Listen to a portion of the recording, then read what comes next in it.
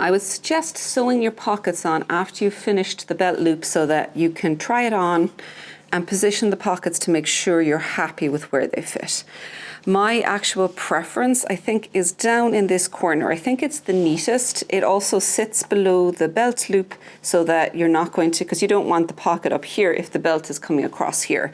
So down here keeps it out of the way, and it's very tidy to seam in along the sides. So it's helpful if you leave nice long tails because you can easily use that for actually seaming in around. I'm going to use mattress stitch, so we'll join up along the edge here with this. So I've got this one, I'll join up along here, and then I'll turn around and I can join all the way down here and across the bottom here. So what we're going to do is, if you haven't done mattress stitch before, it's very straightforward. It's for this particularly because it's a row for a row, so it's a very neat match. I do find blocking this makes a big difference because it's going to lie nice and flat for you. Otherwise, it's not going to be as easy to work. So if I pull this in, and what I'm going to do with this is I'll come along here and I'm just going to start working along the edge of the stitches here. And take the outer edge of this, and you can either do one or two at a time, it's up to you, and then you can just take the outer edge of this one. So if you go two, you can kind of run it up through. You move it up a bit further, make sure you can see it. You could run it up to two of these on this side, snug that in, and you can then go take two of these on this side. 1, 2, usually the bar is in between these. Okay, so I'm going to continue my way. Make sure also that you keep it up to the same row of your knitting as you're going so that you're not jumping back and forth. I'm going to work my way up along here. So I'll work up to the end. At the very top, you want to secure the edge of that I-cord nice and neatly so that it doesn't end up poking out. And then I'll just come along for the setup of this and across the bottom here as well for you. I've got the first half of my pocket all seamed in with mattress stitch along here, paying a bit more attention up to the top corner here for the I-cord. Now I've laid it out flat, making sure the bottom is nice and even across here because you want it to line up at the top of that garter stitch, and that the top one is running along the actual edge of the stitches. You can, of course, if you want to, measure along here and measure along there as well.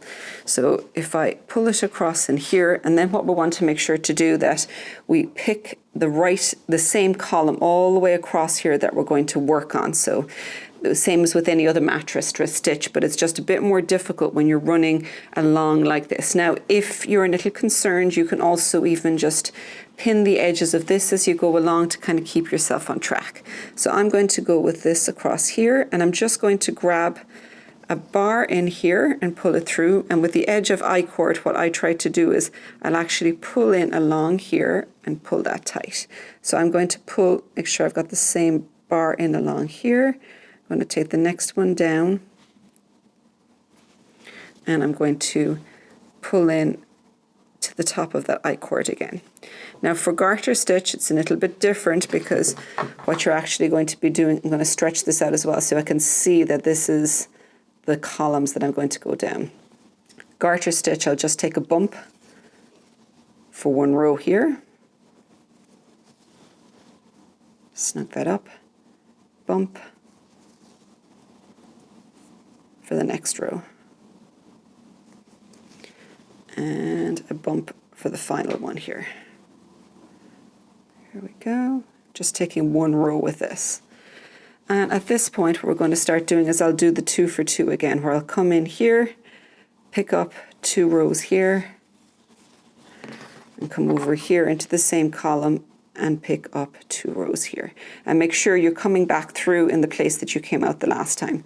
So if you're not sure, you can see this is where it came out here. So I'm going to go in under, pull 1 bar, 2 bars, snug it up, but not crazy tight, but enough that you're not going to have a hole. Come in through here and pick up the next 2. So I'm going to do all that down the side, continue down, and when I reach the bottom, I'll just have a quick look at how we do these stitches across. I've now finished the second side of the pocket and I've turned it around, so I've got enough yarn left, and I'm just going to keep the same yarn going and join all the way across here. So this is going to be 1 for 1. So you go into the base of the stitch underneath like this, and you're going to match it with the bottom stitch in the pocket like so. So it'll turn under in a second. So I'm going to make sure I don't miss any here. Here's the next one. Come in across here. And I'll come into the base of the next stitch over here. So I can keep going on along like this, picking up each stitch as you work along like this, so that it's matching 1 for 1 exactly. And you can see that the seam then gets tucked around and curled under as you start working your way across, and you end up with a very neat pocket seam all the way around. I-cord top means that it's got a nice firm edge that isn't going to stretch out too much when you're actually using it as a pocket.